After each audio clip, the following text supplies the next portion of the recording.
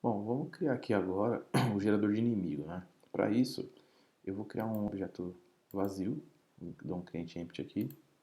Aí eu vou colocar aqui, ó, gerador inimigos, tá? Que ele vai ser um objeto só que vai comportar o script que vai fazer a geração dos inimigos aqui, né? Que ele precisa ver na cena.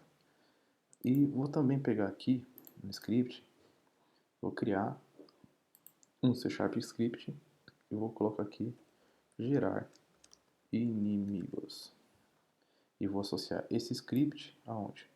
Aqui no gerador aqui, tá? Então, beleza. Bom, vamos fazer o código aqui.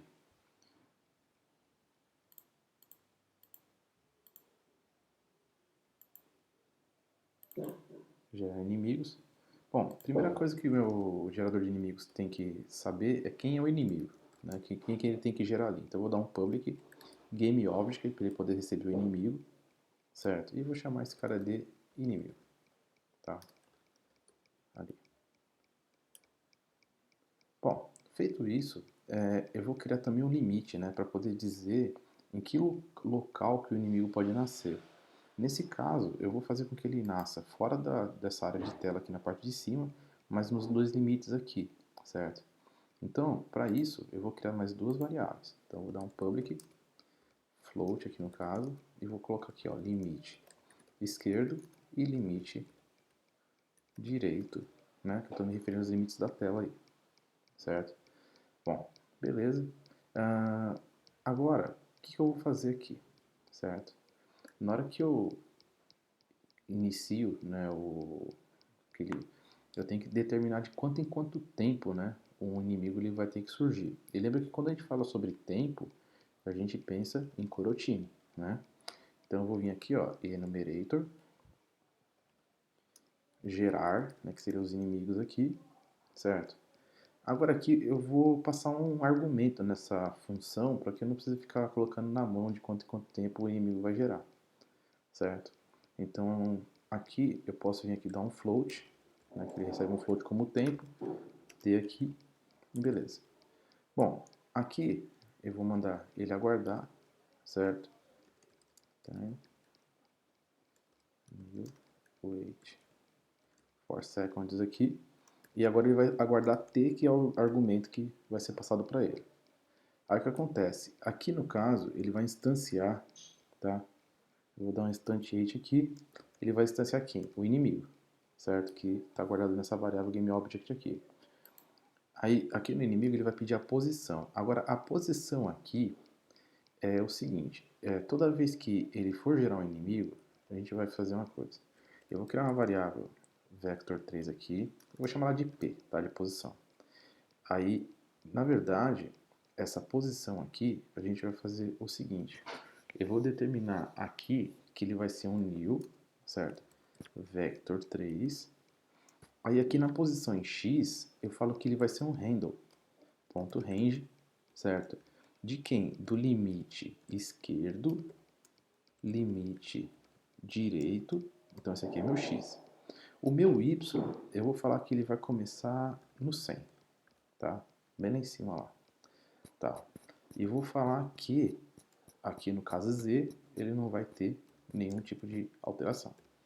Então aqui no caso o que eu faço? Eu sorteio uma posição em x e coloco ele lá em cima em y, certo? Dessa maneira eu falo que a minha posição é p, né? E eu vou ter lá o inimigo em si, ele vai perguntar qual é a rotação dele. A gente fala que não tem nenhuma alteração, que a rotação dele é a própria rotação dele. Então transforma ponto rotation ali, né? Que é o próprio, né, inimigo. No caso aqui, a gente tem que referenciar, né, porque o script ele não está no inimigo. O script aqui ele está dentro de um objeto vazio. Então a gente fala que inimigo.transform.rotation é a rotação do inimigo, ou seja, eu estou falando que ele vai se manter no mesmo lugar dele ali, certo? Fazendo isso, o que ele está fazendo aqui? Então ele sorteia aqui uma posição, ele instancia o inimigo na tela e aguarda aqui um tempo para poder criar o próximo, tá? Feito isso, a gente tem que fazer isso aqui funcionar em loop, né? Porque ele vai ficar gerando enquanto houver jogo. Então, start coroutine,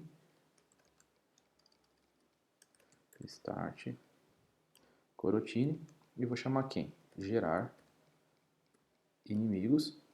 Só que, porém, agora, o tempo aqui que eu vou determinar, ele vai ser o tempo que vai ser passado em t, certo? Ali, né?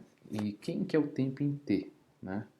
É o tempo que eu vou usar quando eu chamar ele aqui no meu start. Então eu venho aqui, ó, start coroutine, aí eu falo o que, ó, gerar. Aí aqui dentro eu coloco um valor. Só que esse valor eu poderia colocar ele aqui como um parâmetro, né? Então dá um public aqui, float intervalo, por exemplo, tá? Então aqui eu falo que é intervalo, certo? Beleza. Então o que acontece? Não vai ter nem update esse cara aqui, né? Ele vai fazer o quê? Ele vai iniciar minha coroutine, a gente vai receber um valor aqui, por exemplo, vai 2, aí quer dizer que esse 2 vai ser passado aqui para esse meu argumento, ou seja, intervalo transmite para t o valor 2. Aí a partir de agora t vai valer 2, ou seja, ele vai sortear a posição do meu inimigo e vai instanciar. Ele vai aguardar 2 segundos e vai chamar de novo a coroutine, mandando o quê? 2, certo? Tal para ela. Aqui no caso seria até mais interessante, em vez de a gente colocar t, colocar intervalo, né? Que aqui é a chamada, né? Tá. Aí ficaria algo assim, ó. Tá? Beleza. Então, a implementação desse script aqui é bem simples, né? E a gente vem aqui agora, né, no script vai surgir aqui os parâmetros dele. Aqui tem algum erro aqui, vamos ver onde que está o erro. Start coroutine, gerar inimigos, intervalo. Deixa eu fazer uma coisa aqui. Copio aqui. Dá um paste aqui. Pronto. Vou salvar.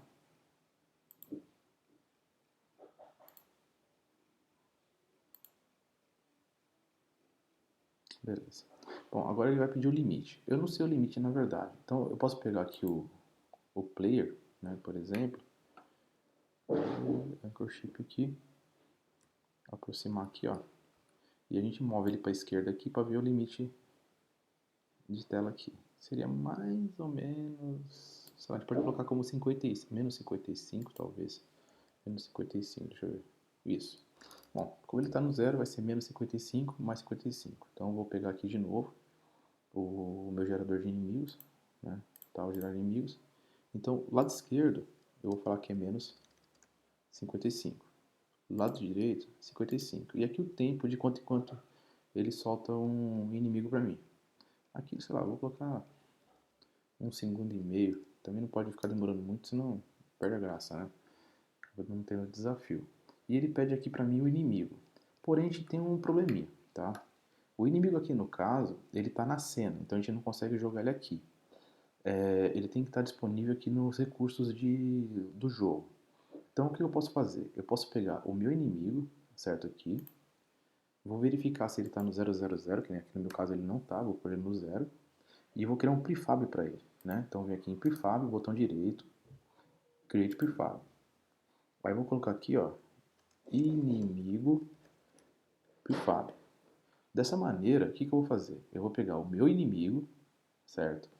Aqui, e vou colocar ele dentro do meu prefab, certo? Agora eu posso até eliminar ele daqui, que eu não preciso mais dele, né? Que ele está dentro dos meus recursos. E no meu gerador de inimigo, eu pego o meu inimigo aqui prefab, e agora, opa, meu inimigo prefab, e coloco aqui. Dessa maneira, o que acontece, ó? Se a gente olhar aqui na parte de cima, né? A gente vai ver ali que, ó, começa a surgir os meus inimigos, ó. Ó. Eles começam ali, ó, tá matando minha nave, ó. E a hora que mata a nave, ela é destruída ali.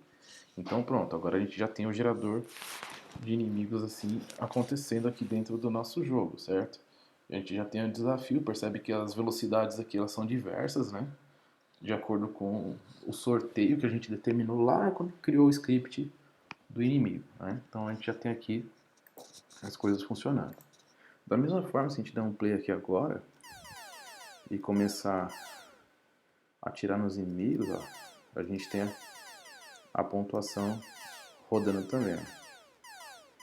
né? Aqui no caso a pontuação está bem alta porque a gente colocou um sistema randômico ali, né? Se dentro do script do inimigo, né? Então se a gente vier aqui no script do inimigo, aqui, a gente vai lembrar que a gente fez a pontuação aqui, mas acho que aqui seria melhor de parar com esse negócio aqui, senão vai ficar com a pontuação muito alta. Eu vou pôr 10 pontos cada inimigo e tá de bom tamanho, né? Tá ali. Bom, a gente chegou num ponto aqui do projeto que ele está praticamente pronto, né? Ele já conta a vida e tal. Agora a gente precisa fazer alguns acabamentos, né? Um acabamento que a gente vai fazer aqui agora é criar uma tela de game over e uma tela de entrada, certo? Para quando começar o jogo, né, o jogador é trazido para o jogo, quando terminar o game over, ele vai para o game over e volta ali e fica num ciclo ali, né, jogando o gamezinho ali tranquilamente, certo? Então estamos quase no final, vamos que está quase terminando.